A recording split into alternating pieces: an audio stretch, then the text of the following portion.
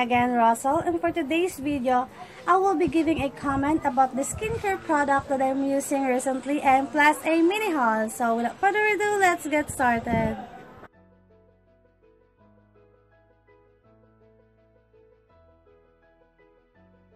So let's start with this facial moisturizer. Itong Myra Vita Smooth Facial Hydrating Facial Moisturizer with Vitamin E. So, my comment about this facial moisturizer is okay na okay siya kasi ang dali niyang ma-moisturize sa face ko, sa skin ko. Ang dali-dali niyang ma-moisturize at saka ang dali niyang matuyo. Kasi 'di ba pag in-apply ko siya sa face ko, basa pa siya. So, nagulat na lang ako nung pagtapat ko ng electric fan. Ang dali niyang matuyo. Parang tubig lang siya na madaling matuyo sa face ko. So, yun yung bet ko kasi ang dali niyang matuyo. Hindi na hassle sa akin sa paglagay ng powder.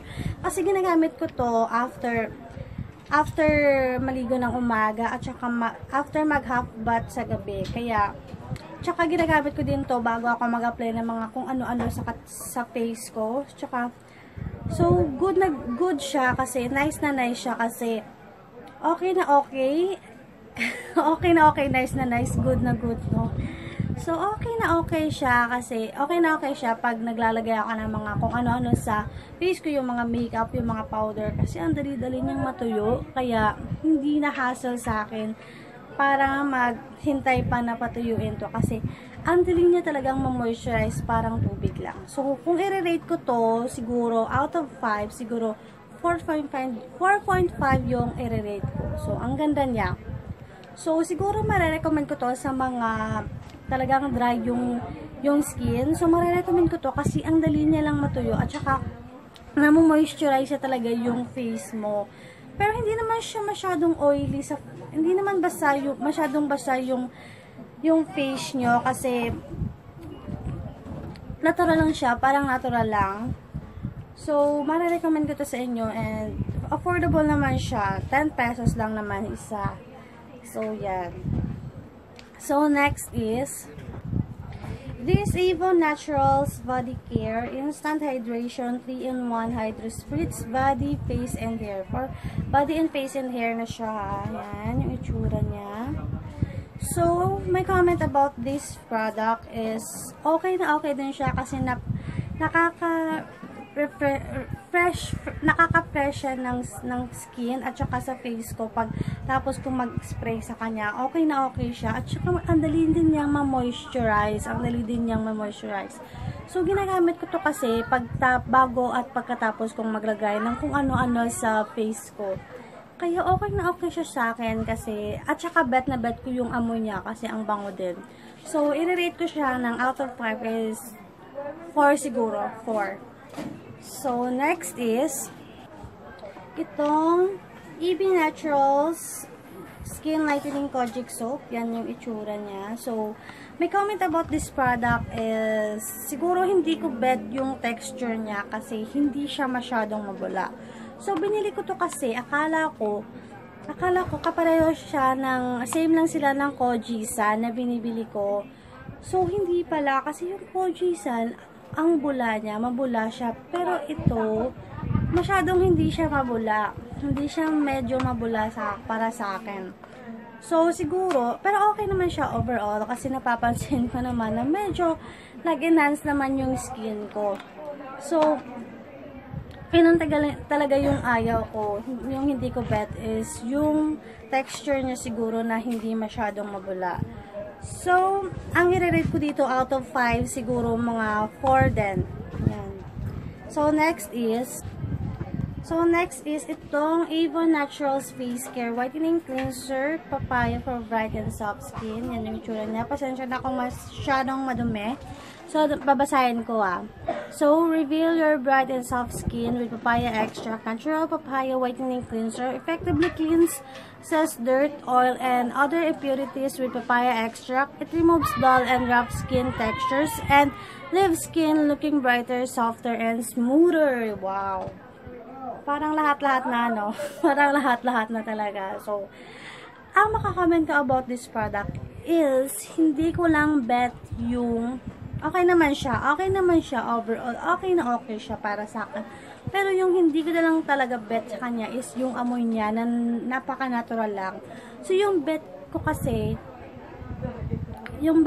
is yung ano lang, yung parang candy scent lang, yung sweet scent lang at yung mga flowery na mga amoy. So, ito, masyadong hindi ko siya bet kasi yung amoy niya nga na, amoy papaya talaga. So, yun lang yung hindi ko gusto sa kanya. So, kung i-rate ko siya ng out of 5, siguro 4 din. So, next is itong lotion na Captivate na pinadala lang sa amin. So, malapit na siyang maubos. Nakakasad, no? Ito yung itsura niya. So, ito is body lotion. Pwede na rin hand and body lotion. Pwede na siya sa kamay. So, ang maka-comment ko about this product is okay na okay siya kasi hindi siya katulad ng ibang lotion na masyadong shiny sa skin at saka parang basa tingnan sa skin. Ito, hindi siya ganon kasi ito madali siyang matuyo. Parang matte talaga siya. So, tsaka bet na bet ko yung scent niya kasi parang okay lang, hindi masyadong over. So, bet ko siya kasi ang dali niyang matuyo. Parang matte version nga siya eh. Parang matte version. So, ang marirate ko out of 5 is 4.5 na rin siguro. So, bet na bet ko to. Kaso nakakasad kasi pinadala lang sa amin and malapit na siyang mag-ubos. So, yun lang. So, next is yung Pond's na black na with charcoal. So, ipapakita ko na lang yung picture kasi wala dito nasa baba. So, papakita ko na lang. So, about sa product na yun is bet na bet ko siya kasi actually yung boyfriend ko yung unang gumamit noon. So, tinry ko lang kaya nagustuhan ko siya kasi wala lang, siguro nahiyang lang yung skin ko sa kanya kaya nagandahan talaga ako sa kanya at saka nakaka-fresh din siya sa face. So kung ma-relate ko siya out of 5, 4.5 din kasi isa din siya sa mga favorite kong skincare product. So yun lang yung aking mga skincare product na bibigyan ng comment. So let's proceed to a mini haul. So, let's proceed to this one. Sa Smart Choice Scented Baby Wipes. So, it has already 15 sheets. So, sa halagang 14 pesos lang. Meron na siyang 15 sheets and hindi siya masyadong watery. So, unlike sa iba. So, at saka murang-mura lang talaga siya, no? So, nabili ko lang to sa my Merrimart Mall dito sa amin. So, yan. Then, next is, so, kung napapansin nyo, yung iba-iba yung lightning natin, kasi, di ba, natural lightning lang tayo, at tayo lang nag-a-adjust sa lightning. So, pasensya na. So, next is, Myra Vita Smooth Hydrating Facial Moisturizer with Vitamin E. So, napabili ako ulit, kasi naubos na yung dati. So, kung saan-saan, pwede mo siyang makita kung saan-saan. Makikita mo siya.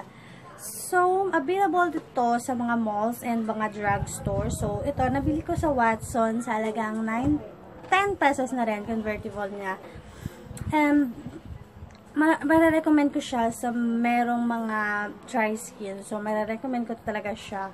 Tsaka, hindi naman siyang masyadong oily sa face. So, okay na okay siya, no? Yan. So, next is itong mga pouch. Ito yung una. Itong pouch na to, na may mga polka dots, bagay sa December, no? So, sakto, malapit na yung December, no? So, binili ko siya kasi, diba, marami ako mga business transactions, diba? So, binili ko siya panglagay. So, binili ko siya para lalagyan ko ng pera, ng sinisingil kong pera sa business ko. So, dito ko nilalagay yun. Dito ko nilalagay sa pouch na to. Yan. So, nabili ko siya sa halagang around 15 pesos sa Novo dito sa amin. Yan. Murang-mura lang siya, no? So, next is itong So, actually, dalawa siya. So, itong pouch ng Avon. Yan. Ang ganda niya, no? Tsaka ang nipis lang. So, parang hindi siyang ordinaryo na pouch kasi iba yung tela niya. Iba talaga yung tela niya. So, binili ko siya sa halagang 99 pesos with with coin purse. Kasi nag-sell yung Avon last September, mga September 9 yung last nilang sale.